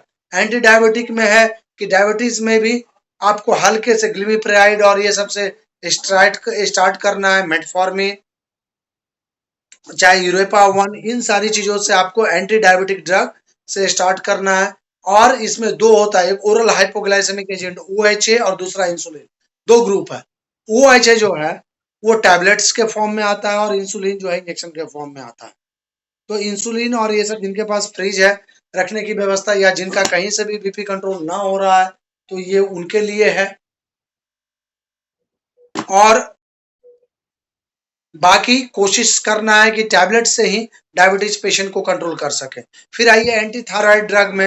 Anti thyroid भी दो, देखिए थायराइड की प्रॉब्लम दो तरीके से हो सकती है, एक हाइपरथायराइडिज्म, एक हाइपोथायराइडिज्म। अब तो ये हाइपरथायराइडिज्म में होता है क्या कि थायराइड हार्मोन ज्यादा बनता है, तो उसके लिए दवा अलग है। आपको जो 90% केसेस मिलता है जिसमें TSH बढ़ा होता है वो हाइपोथायराइडिज्म। हाइपोथायराइडिज्म जिसमें कि थायराइड हार्मोन T3 T4 कमा रहता है, और T3 T4 आपको नॉर्मल दिखेगा, TSH बढ़ा दिखेगा। तो उसके लिए हम लोग थायरॉक्सिन हार्मोन का इस्तेमाल करते हैं, थायरॉक्स। थायरॉक्सिन जो थायरॉक्स है वो पर केजी बॉडी वेट पे जाता है, पर आप लोग पर केजी बॉडी वेट पे जाने से बेहतर है कि आप उसको लोएस्ट डोज से स्टार्ट करें, 25 mg, 50 mg। और हमेशा भी थायराइड की दवा खाली पेट दी जाती है, मतलब भूखे पेट सुबह देना है, उसके खाने के आधा घंटा बाद नहीं देना। अब आ जाइए सेक्सुअल डिस्फंक्शनल डिजीज में। सेक्सुअल डिस्फंक्शनल डिजीज में बहुत तरह का प्रॉब्लम आता है, कई को लिबिडो कम होता है, कई को इरेक्टाइल डिस्फंक्शन होता है, कई का जो है ये होता है, टाइमिंग की इश्यूज होती है। यूजुअली इसमें कोएंजाइम Q, विटामिन E जो ईवियन इस्तेमाल होता है, और फिर इसमें आप दो चीज विटामिन G+ इस्तेमाल कर सकते हैं क्योंकि इसमें जिनसेंग है। ठीक है, ये कोई एकदम मिराकल तो नहीं कर सकता है कि हर आदमी को एकदम जवान बना दे, घोड़ा बना दे, ऐसा तो होता नहीं है। लेकिन जिनसेंग अगर लंबे टाइम 2 महीने पे लेगा, जिनसेंग के साथ मल्टीविटामिन, मल्टी मिनरल्स और एंटीऑक्सीडेंट, वो उसके शरीर में जो न्यूट्रिशनल डिफिशियंसी है उसको वो कम करेगा। और दूसरा अब आ जाइए pregnancy related drug. Pregnancy related drug में आप 2, 4, 5 ड्रग का नाम जैसे मैं हर इस कोर्स में बताता हूँ कि क्या क्या आपके लिए सेफ हो सकता है। तो प्रेगनेंसी रिलेटेड ड्रग में आपको जो सबसे पहला सेफ है, आयरन है, कैल्शियम है। तो आयरोमेड XTZ जो संस्था का है, इसमें 4 चीजें, फेरस एस्कॉर्बिट, फॉलिक एसिड, साइनोकोबालामिन और जिंक टैबलेट। और ये चारों जो है बहुत सेफ है और बहुत जरूरी है पेशेंट के लिए, प्रेग्नेंट पेशेंट के लिए। तो जो जो दवाइयां आप लोग देना चाहिए आप लोगों को, आप अगर लिखते जाएं तो ये करते जाएं। अगर दर्द या ये सब का दवा है, महिला प्रेग्नेंट है, तो केवल और केवल पैरासीटामोल। और कोई भी यंग एज की पेशेंट अगर आए तो उनसे पीरियड का हिस्ट्री लेना चाहिए, क्योंकि वो पेट में दर्द लेके या फेफड़े का इन्फेक्शन लेके आया है और उसको हम ऐसा दवा लिख दें कि जो 1 आध महीने का उसका पेट में बच्चा हो, उसको भी ना पता हो और उसका मिसकैरेज हो जाएगा। तो ये सारी चीजें जो है, एक तो कोई आता है तो उससे प्रेगनेंसी का हिस्ट्री लीजिए। दूसरा जो है, दूसरा उनका जो है, अगर प्रेग्नेंट हैं तब अगर दर्द है तो लिखते जाइए, अगर दर्द है तो केवल और केवल आप लोग अपने लेवल पे पैरासीटामोल दीजिए। एंटीबायोटिक अगर इस्तेमाल करना चाह रहे हैं कोई भी, तो सबसे बढ़िया ब्रॉड स्पेक्ट्रम एंटीबायोटिक ये मॉक्सविक CB 625 mg इस्तेमाल कीजिए, ये कंप्लीट प्रेगनेंसी में सेफ है जी।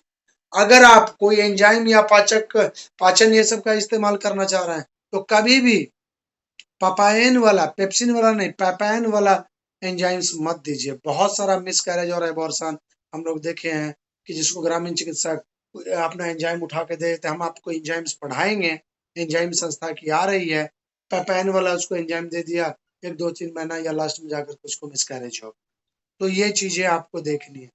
दूसरा, उनको अगर ताकत के लिए देना है तो आयरोमेड XTZ है जिसमें चारों चीज आपको बताया। फॉलिक एसिड आप उनको दे सकते हैं, कैल्शियम दे सकते हैं। कैल्शियम में ओरल कैल D3M जो आया है उसमें कैल्शियम है, विटामिन D3 है, मैग्नीशियम, मैग्नीज, बोरोन, जिंक, बहुत सारी चीजें हैं। ठीक है, वो जो है ओरल कैल D3 यहाँ मुझे दिख नहीं रहा मेरे टेबल पे जो बॉक्स लगाया है, तो उस ओरल कैल D3M अब आप लोग के पास पहुंचा होगा। ये आ जाए ओरल कैल D3M का डब्बा। इसके बाद जो है ये एकदम क्लियर कट समझिए कि आपको क्या चीजें प्रेगनेंसी में देनी है, केवल मैं वो बता रहा हूँ। इससे ज्यादा नहीं दीजिए। आप एंजाइम्स दे सकते हैं, प्रोटीन सप्लीमेंट दे सकते हैं। एनएसआईडीज में केवल जो है पैरासीटामोल, एसिटोएमिनोफेन दे सकते हैं। इसके बाद उनको एमॉक्स क्लैब, मॉक्समिक्सिबी 625 mg दे सकते हैं। आप उनको फंगल डायस्टेज वाला एंजाइम्स दे सकते हैं, केवल और केवल फंगल डायस्टेज वाला और पैपेन वाला नहीं। प्रेगनेंसी रिलेटेड ड्रग हो गया। अब आ जाइए आप पीडियाट्रिक ड्रग्स एंड डोजेज। देखिए बच्चों में भी सबसे सेफ और सबसे अच्छा ये करने वाला जो है एंटीबायोटिक आप इस्तेमाल कर सकते हैं एमॉक्स क्लैब, जो सिरप आता है एमॉक्सिसिलिन क्लेवुलेनिक एसिड वाली सिरप आप कर सकते हैं। एजिथ्रोमाइसिन कर सकते हैं, सेफोडोक्साइम कर सकते हैं। बच्चों में कोई खास दिक्कत नहीं आती है, उसको छोड़ करके छोड़ उसको छोड़ करके कोई खास दिक्कत आती नहीं है। आपको उसमें केवल आपको डोज कैलकुलेशन करना है। तब बच्चों में कुछ दवाइयों का डोज हम अभी आप क्लास कर रहे हैं, आप लिख सकते हैं। पैरासिटामोल का डोज 10 से 15 mg पर केजी बॉडी वेट है। सेफेक्सिम का डोज 6 से 8 mg पर केजी बॉडी वेट है, लिखते जाइए। एमॉक्स क्लैब का भी 10 से 15 या 12 mg पर केजी बॉडी वेट के हिसाब से है। ठीक है, तो ये जो 3-4 चीजें आप 3-4 एंजाइम्स जो सबसे सॉरी एंटीबायोटिक्स इस्तेमाल करते हैं, समझे। सेफोडोक्साइम का भी 10 mg, 5 से 8 mg पर केजी बॉडी वेट हो गया, तो सेफोडोक्साइम हो गया, सेफेक्सिम हो गया। आपको फिर एजिथ्रोमाइसिन का 5 से 8 mg पर केजी बॉडी वेट है। एमॉक्सिसिलिन क्लेवुलेनिक एसिड का 10 से 12 mg पर केजी बॉडी वेट है। पैरासीटामोल का 10 से 15 mg पर केजी बॉडी वेट है। बाकी जो आप एंजाइम्स देते हैं वो 3 से 4 ml दे सकते हैं। कफ सिरप सब 3-4 ml दे सकते हैं, क्योंकि उस समय मल्टीपल कंटेंट होता है, जो कि सबका बार बार ये होता है। 5 ml आप ये आयरोमेड एक्सटीजेट दे सकते हैं सुबह शाम। इसमें जो है फिर स्कॉर्बेट 60 mg, folic acid 11 microgram, cyanocobalamin B12 15 microgram और जिंक सल्फेट। तो ये 5-8 पेजेस आपको करना चाहिए पीडियाट्रिक में। अब आ जाइए ऑपरेटिव प्रोसीजर। देखिए ऑपरेटिव प्रोसीजर में है ना कि ये आपको जानना है कि हमें पेशेंट को, हाँ, when to refer the patient and criteria for the referral of the patient, कि हमें कब पेशेंट को रेफर कर देना। क्योंकि आप बात मानिए, आप संस्था के साथ काम करेंगे, मेहनत करेंगे, लोगों को जब एमबीबीएस एमडी डॉक्टर की सुविधा गांव में मिलेगी, अच्छी दवाइयां मिलेगी, अच्छा जांच मिलेगा, आपके पास मरीज धीरे धीरे करके बढ़ेगा। 2-4-6 महीना साल भर में अगर आप मेहनत करेंगे तो 1 साल 2 साल में आपके पास पेशेंट बढ़ने लग जाएगा बहुत। तो हमें इस बात का ध्यान रखना है कि किस पेशेंट को मुझे रेफर कर देना। मतलब हर पेशेंट में हाथ नहीं जलाना, हर आग में हाथ जलाने का कोई तुक नहीं होता, समझे। इसलिए ये चीजें जो है आपको डॉक्टर से तुरंत कंसल्ट करना चाहिए कि हमको कौन सा पेशेंट ऑपरेशन का ये है और कौन सा पेशेंट को रेफर करना है। हाँ, आईवी फ्लूइड, ये आप सीखिएगा, लिखिएगा, इसके बाद भी गलती ना कीजिएगा, क्योंकि ये बार बार जो है हम लोग बताए हैं। देखिए फ्लूइड 3 तरीके का होता है, आइसोटोनिक, हाइपोटोनिक, हाइपरटोनिक। फ्लूइड बोलते हैं कि जो पानी हम चढ़ाते हैं, इसमें हम आपको मोटा मोटी बात बताएंगे कौन सा पानी किस बीमारी में चढ़ाना है। आइसोटोनिक फ्लूइड कहते हैं कि जो हमारे बॉडी में जितना भी आयंस है, सोडियम पोटासियम जितना बॉडी फ्लूइड में है उतना ही हमारा इसमें रहे, क्या कहते हैं, ब्लड में रहे। आइसोटोनिक फ्लूइड जो है 0.9% NaCl सबसे कॉमन इस्तेमाल होता है, और रिंगर लैक्टेड RN। अब हम इसमें आपको बताते चल जाते हैं, एकदम लिखते जाइए। अगर किसी को ब्रेन हेमरेज हुआ है या ब्रेन में चोट भी लगा है या चोट का शंका है, उसको NS छोड़ के कुछ नहीं देना, केवल और केवल नॉर्मल सलाइन देना। राइट, एकदम क्लियर है। वैसा ही कोई भी पेशेंट अगर हमारा जलन में आया, जल गया है, या उसको लूज मोशन हो रहा है, उसको पैखाना बहुत ज्यादा हो रहा है, या वोमिटिंग हुआ है, उसको RL रिंगर लैक्टेट्स ही देना है। आरएल के अलावा उसको और नहीं देना। लोग देखते हैं कि उसको डीएनएस दे देते हैं, उसका और ज्यादा जो है एक्स्ट्रा सेलुलर फ्लूइड बढ़ते चल जाएगा, इंट्रासेलुलर फ्लूइड कमेगा। तो एक बात एकदम हमेशा याद रखिए कि रिंगर लैक्टेट हमें देना है आरएल कौन कौन सा केस में, जले हुए वाले केस में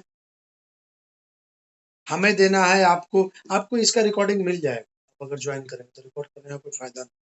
ठीक है, इसका रिकॉर्डिंग हो रहा है, ये आपको बच्चा रखिए रखिए, आप कर सकते। तो ये रिंगर लैक्टेट जो है आरएल आपको देना है कब, जब बॉडी फ्लूइड लॉस हो। बॉडी फ्लूइड लॉस किसमें होता है, loose motion. Body fluid loss होता है हमारा वोमिटिंग में। क्या करता है, तो पानी निकलता है ना जी, लिक्विड ही निकलता है ना, कोई सॉलिड तो निकलता नहीं है इसमें। और दूसरा, अगर बर्न का केस है, क्योंकि जब शरीर जलता है, जब शरीर का चमड़ा ऊपर भाग जल जाता है ना, तो केवल पानी सूखता है। तो अगर इसमें ये तीनों चीजों में आरएल देना है। इसके बाद अगर ब्रेन हेमरेज है, ये है वो है, तो हमें एनएस देना है। अगर किसी का बीपी कम है और बीपी को तुरंत बढ़ाना है तो एनएस देना है, एनएस के साथ मल्टीविटामिन देना। ये आइसोटोनिक फ्लूइड में आप इतना जान। 5 कंडीशन 6 कंडीशन हमने बता दिया, बीपी का कंडीशन, ब्रेन हेमरेज का कंडीशन, किसी को वोमिटिंग का कंडीशन, लूज मोशन का कंडीशन, बर्न का कंडीशन। यही 5 केसेस आपके पास मैक्सिमम आते हैं फ्लूइड करना है। हाँ, अब अगर कोई बुखार में आया है, उसको हमको सलाइन करना है, तो उसको हम आरएल एनएस अल्टरनेट करके देंगे। ठीक है, अब आइए हाइपोटोनिक सलाइन बोलते हैं कि जब सोडियम पोटासियम उस फ्लूइड में जितना है वो कम है जितना हमारे ब्लड या हमारे शरीर के फ्लूइड में है। जैसे मैं पहले ही बोला 70% पानी है हमारे शरीर में, यानी 70 किलो के आदमी को अगर निचोड़ देंगे बढ़िया से मशीन से, अगर उसका सारा पानी निकाल सके, अगर ऐसा संभव हो सका, तो 50 किलो पानी निकलेगा जी, 50 लीटर। अब अगर हम हाइपोटोनिक सलाइन का जो हम लोग यूज करते हैं, इसमें लिखा हुआ तो बहुत तरह का हाइपोटोनिक सलाइन है, हाफ एनएस है, 1/4 एनएस है, 1/3 एनएस है, लेकिन इसमें एक ही यूज होता है 0.45% सलाइन, सबसे ज्यादा आईसीयू में यूज होता है। इसको यूज करना बहुत खतरनाक होता है, आप लोग कभी यूज ना करेंगे। जिसका सोडियम बहुत ज्यादा बढ़ा होता है उसको हम यूज करते हैं।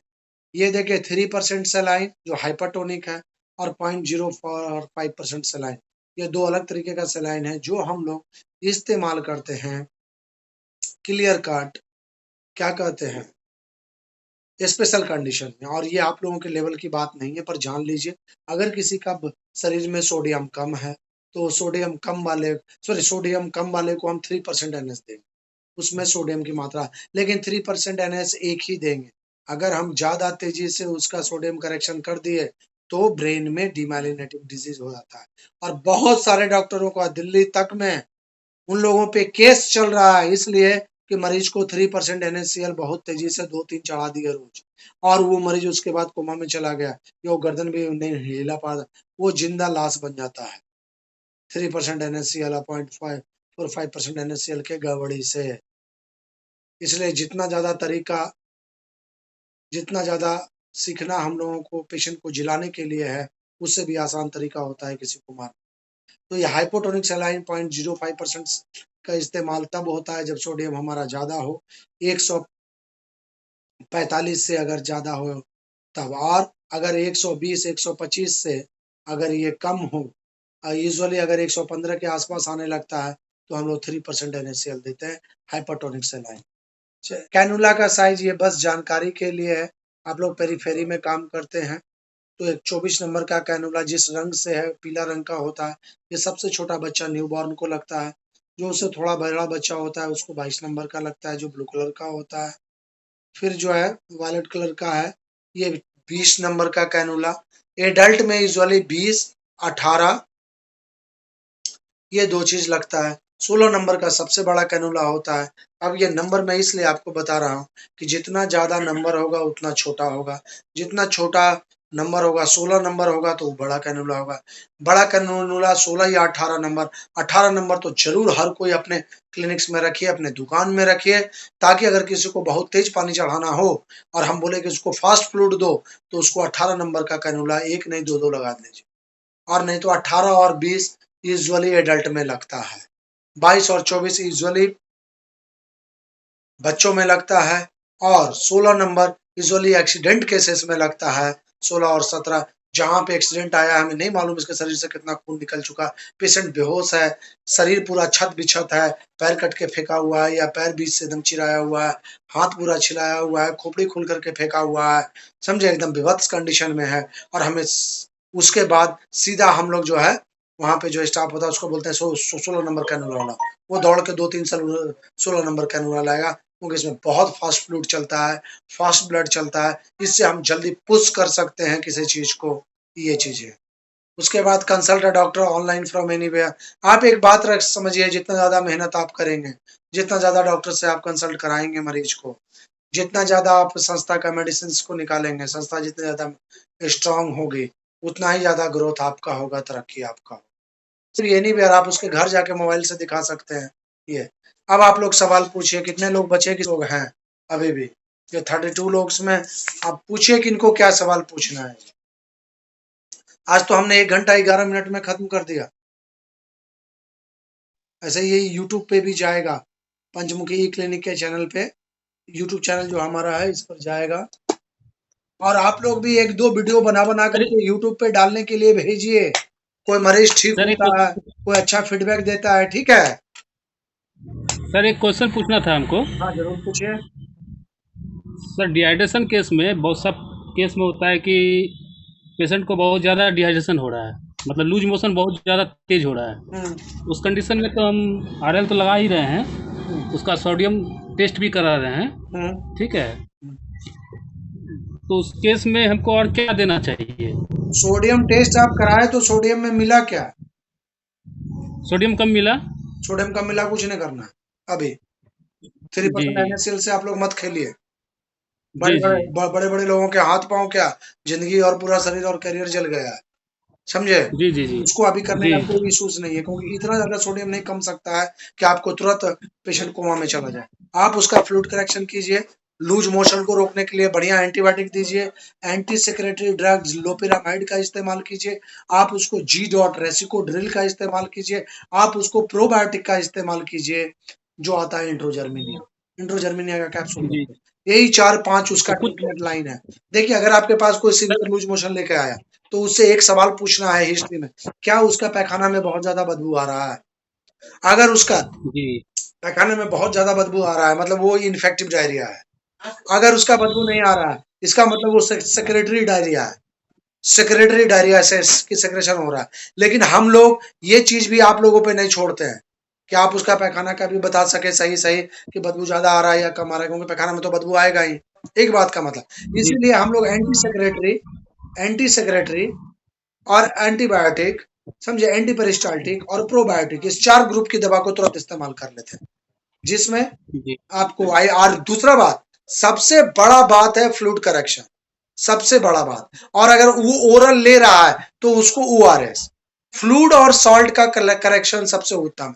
और जो आप कभी आरएल दे कभी रहे और जो आप आरएल दे रहे हैं ना, वो आरएल ऑटोमेटिकली सोडियम पोटेशियम को करेक्ट कर रहा है, इसीलिए बोलते हैं NS जी नहीं देने के लिए। वो रिंगर लैक्टेट खुद ही इस चीज को मैनेज कर। चलिए, और किन्हीं का कोई क्वेश्चन?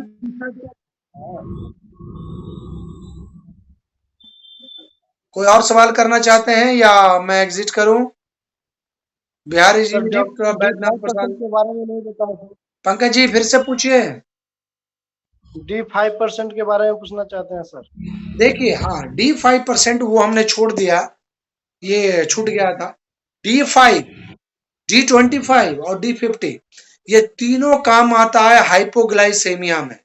यूजुअल कंडीशन में इसको नहीं देना है।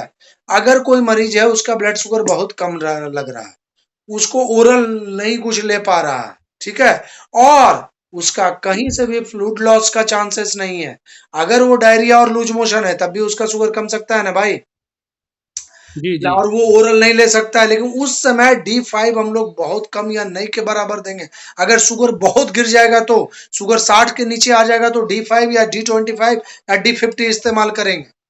लेकिन हर के आप लोगों के दुकान पे, समझे पंकज जी, एक D25 और D5 जरूर रखे। मालूम क्यों? ये डिहाइड्रेशन वाला पेशेंट के लिए नहीं, हाइपोग्लाइसेमिया वाला पेशेंट के लिए, शुगर वाला मरीज को पता चला कि इसका शुगर का पेशेंट दवाई खा रहा था और बिना खाते भी पता चला। देखो ये शरीर का एक मैकेनिज्म है, कभी कभी उतना ही दवाई में उसका शुगर बहुत गिर जाएगा, कभी उतना ही उसका शुगर जो है ना वो दवाई छोड़ दिया एक दिन 2 दिन का, तो भी उसका जो है हेलो सर। बहुत ज्यादा जो है उसका शुगर गिर हेलो गया छोड़ने के बाद भी। मतलब शुगर गिरा हुआ मरीज के लिए ही D5 D25 सर, और बोल रहे हैं D50 है। बीटा बिग जी प्लस और IG बिग फोर्ट साथ में खिला सकते हैं? साथ में दीजिएगा तो और बढ़िया बात है। एक मल्टीविटामिन मल्टी मिनरल्स और ये एंटीऑक्सीडेंट है जी जिंसंग के साथ, और एक इम्यूनिटी बूस्टर है। जी जी। हाँ आप क्या बोल रहे हैं? हाँ आईजी विकपोर्ट और बोल विटाविक जी प्लस एकदम जी आराम जी से चला सकते हैं। और आप कभी एक आध बार ट्रायल लीजिए, हम तो जितना बार कोशिश किए हैं। आप दीजिए जी 4 चीजें, मॉक्सविक सीबी जी 625 mg, आईजी विक जी आईजी विकपोर्ट, विटाविक जी प्लस और टेलीपेन डीएसआ, ये एक कंप्लीट कॉम्बिनेशन बनाता जी। है एक सिंपल इन्फेक्शन के लिए। 4 से 5 दिन 7 दिन में बहुत अच्छा रिजल्ट आया, बहुत अच्छा। ओके। लेकिन एक बात याद रखिएगा, ये इनिशियल रिजल्ट है। अच्छा रिजल्ट के लिए आईजी विकफोर्ट भी कम से कम 10 से 20 दिन चलना चाहिए, और विटाविक जी प्लस भी 1 महीना चलना चाहिए, वो एक ही कैप्सूल है। क्योंकि आप 4-6 गोली खा कर विटाविक जी प्लस का क्या कहते हैं जितना बीमारी, जैसे अभी इसमें अभी हम इसका डॉक्यूमेंट में देख रहे हैं, विटामिन B1 10 है, B1 B2 B6 B12 niacinamide lysine zinc, vitamin A, vitamin D3, ये सारी चीजें। देखिए जिनसेक्स तो इम्यूनिटी बूस्टर और ताकत देने का है, तो वो तो ताकत दे देगा 4-5-7 दिन में ही अपना कुछ असर दिखाएगा। लेकिन इतना मल्टीविटामिन मल्टी मिनरल और एंटीऑक्सीडेंट का तीनों का कमी 5 दिन में दूर नहीं किया जा सकता है, लेकिन 5-7 दिन में असर दिखने लगता है। इसलिए उसको 10 दिन 20 दिन चलाइए तो बहुत बेहतर है। किन्हीं और का कोई सवाल?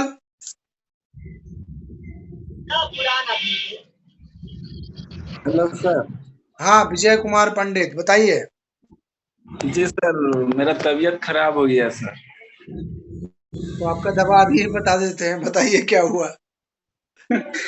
सर मेरे को बहुत चक्कर आ रही है सर, उठते बैठते लेटते बहुत चक्कर आ रही है। चलिए ठीक, अब सारे लोग सुनेंगे। अभी एक पेशेंट है का केस आया कि उनको उठते बैठते चलते चक्कर आएगा। दवाई बताने से पहले इसका कुछ थ्योरी बताते हैं। किसी आदमी को चक्कर अगर मुझे बोलता है कि चक्कर आ रहा है, ठीक है, तो एक MBBS MD और फेलोशिप डॉक्टर के दिमाग में क्या बातें आती है?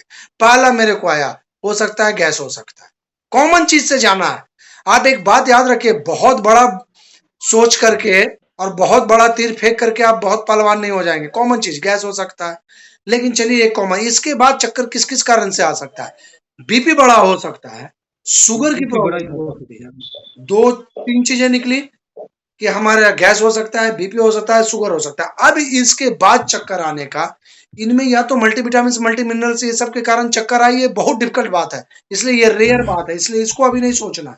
अभी हमें सोचना है क्या इनके कान में कोई दिक्कत है। तो अगर हम सबसे पहला काम क्या करेंगे, इनको गैस का गोली दें। देखिए कैसे अप्रोच करते हैं।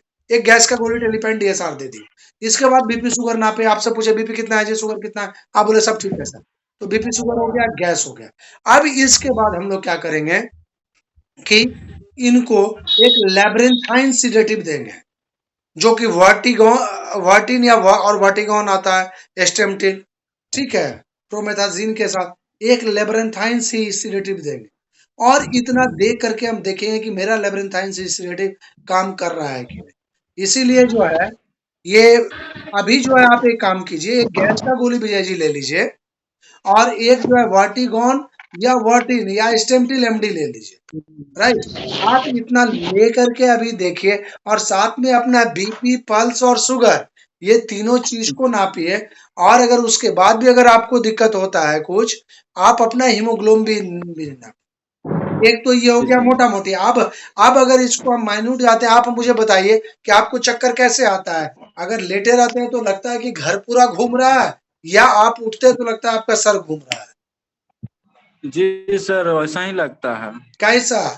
दोनों अलग अलग बात है। एक लेटते मेरे चारों तरफ सब कुछ घूम रहा लेट, है, ले, लेट लेटने के बाद पूरा घूमने लगता है सर, आंख वो बंद होने लगता है। जो चारों तरफ आपके साथ है, जी जी मतलब घर, मकान, पंखा ये सब घूमने लगता है, या ऐसा सब लगता है सब आपको कि घूमने आप घूम रहे लगता हैं सब घूमने लगता है सर। आस-पास वाला?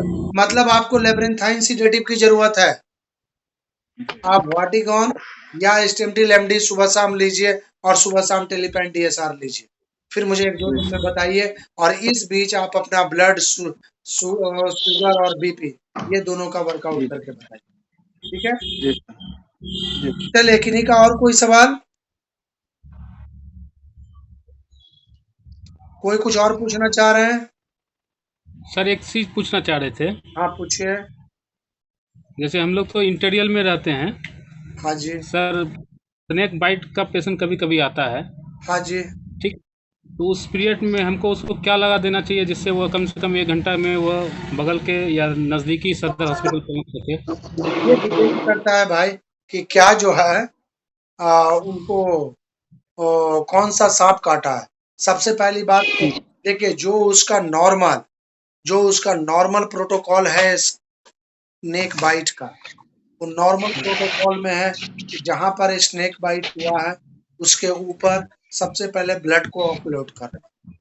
स्नेक बाइट ट्रीटमेंट का जो प्रोटोकॉल का ना, एक सबसे बड़ी बात जी, ये है कि आप उसको ऊपर बाँध दीजिए, ठीक है? जी, उसके बाद उसको ये देखिए कि उसको क्या जो है चीज़ का ज़रूरत है। अगर उसका दर्द है तो उसको एक पेन किलर दे सकते हैं आप, राइट? ज़्यादा कटा हुआ है, एक उसको आप जी, एंटीबायोटिक दे सकते हैं। अब इसके बाद आपको स्नेक बाइट का जी, सिम्पटम और ये सब देखना है कि क्या वो न्यूरोजेनिक पॉइज़न था या नॉन पॉइज़नस स्नेक था, कार्डियोजेनिक पॉइज़न था। इसका जो है ना, ये कि आपको न्यूरोटॉक्सिन, साइटोटॉक्सिन और ये इस पर देना है, ठीक है? और एक तीसरा तरीके का होता है वेनम जो कि वो ब्लड को पतला करता है। तो आपको तुरंत जो है ना उसका ब्लड जाँच के लिए भेजना जी, है बीटी, सीटी, पीटी, आईएनआर पे। तो ये प्रोटोकॉल हम जी, लोग अपनाते हैं और ये अच्छा इसके बाद कई जगह आता है कि हमें जो है उसको आईवी फ्लूइड चढ़ाना चाहिए, लेकिन कई जगह का दिक्कत हुआ है। सबसे सीवियर क्या कि आप उसको अगर आईवी फ्लूइड चढ़ाइएगा तो गाँव वाला कई जगह मारपीट किया है, आदमी का दुकान मतलब कि पीएचसी को प्राइमरी हेल्थ सेंटर को जला दिया है। वो इसलिए जी, कि इसका तो नसें खोल दिया, नस में पानी दे दिया तो ये मर गया, ठीक है? आपको इसमें जी, 3-4 चीज़ें जी, देखनी है। पहला तो उसका स्किन देखना है कि क्या वो उसके चारों तरफ स्किन काला हो रहा है कि नहीं? उसके बाद उसके वाइटल्स को मॉनिटर करना है। मतलब इसका ब्लड प्रेशर लो जा रहा है कि नहीं? पल्स वीक हो रहा है कि नहीं? वीक होगा पल्स और पल्स का अगर रेट बढ़ रहा है, इसका मतलब ये कार्डियोजेनिक पॉइज़न था। इसके बाद इसको नौसिया वोमिटिंग हो रहा है कि नहीं?